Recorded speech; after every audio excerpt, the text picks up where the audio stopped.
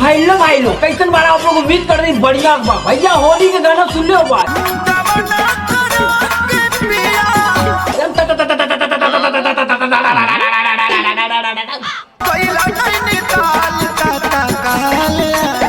भैया होली के गाना चुक्का लगी हसीन खोजेला देवरा मसीन खोजेला हसीन खोजेला कमसीन खोजेला।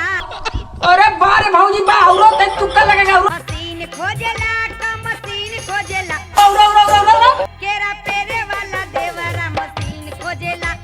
अरे बाप रे बाप एकदम भैया एकदम लगा था बवाल कर दी भाऊजी औरो तरीका बताई केरा पेरे वाला होली में मसीन खोजेला। क्या एकदम मजा आ गया बाबा दिल एकदम गदगद कर हसीन खोजेला हसीन खोजेला मसीन खोजेला मसीन खोजेला। देवरा केरा पेरे वाला ही केरा पेरे वाला होली में मसीन खोजेला। अरे भाई के लोंडा ये देवरा केरा पेरा वाला मशीन खोजेला केरा पेरे वाला होली में मसीन खोजेला। केरा कैसे पेराई हो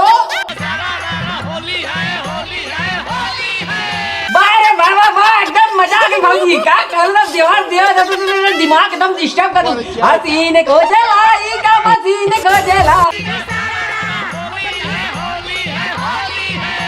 हसीन खोजेला का मसीन खोजेला हसीन खोजेला कमसीन खोजेला। केरा पेरे वाला देवर मसीन खोजेला केरा पेरे वाला होली में मसीन खोजेला। अरे भाई के बताओ केरा पेरा वाला देवरा मशीन खोजेला केरा पेरे वाला होली में मसीन खोजता।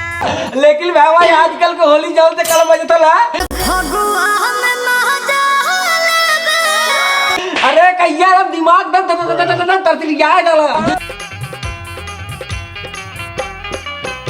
लोग बदलिए ताला बदल लेके हरने का गाना यही चलती अरे हसीन खोजेला हसीन खोजेला हसीन खोजेला कमसीन खोजेला। हसीन खोजेला मशीन खोजेला हसीन खोजेला कमसीन खोजेला। केरा पेरे वाला देवर मशीन खोजेला केरा पेरे वाला देवरा मसीन खोजेला। तेरी भाई के केरा पेरा वाली मशीन खोजेला केरा पेरे वाला होली में मसीन खोजेला। लेकिन भैया आज का कैसे करना हो आज के गाना भैया एकदम तक्का लगाई के अरे होली परल बाचार के होली परल बाचार के रंगे जीजा सोलवा जीजा सलवार के करी बहन के अब येरा केरा वाली कुछ ना हो अब जीजा खोजे ले सलवार के और लगे पे तलवार के होली परल बाचार के भैया लोग बदल जे लेकिन बकदई ना जाई जीजा सलवार के बारे भाऊजी बाहर करी अब तक चुटका लगा उरो पुआ बनवनी पूरी बनवनी तेरे लगा तोहरे खातिर कहतो किसमिस छोहारा अरे बापा रे बापा एकदम झक्कास भैया सीन लागेला तेरी भाई देवरो एकदम काम ना हो भाऊजी दाऊ चुटका लगैले हो होखे देखे में झकास ऐसन सीन खोजता।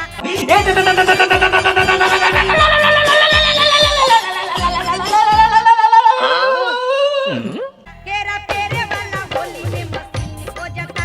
लेकिन भैया इस साल बकचोदी हम देवे दीपक नरसिंह ना करी हम चाहे भैया ना होलिया में तुक्का लगे अब कौनो कहते तत्काल आ जा नैनीताल से लेकिन भैया नैनीताल से ना आई लोग भैया आजकल होली में काली रगड़ा चला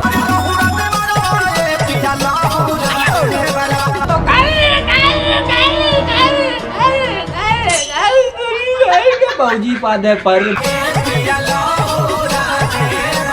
वीडियो खत्म है लोग बदलिए तब बदल लेकिन जज्बा दे कल मेरे एकदम तगड़ा टावर तो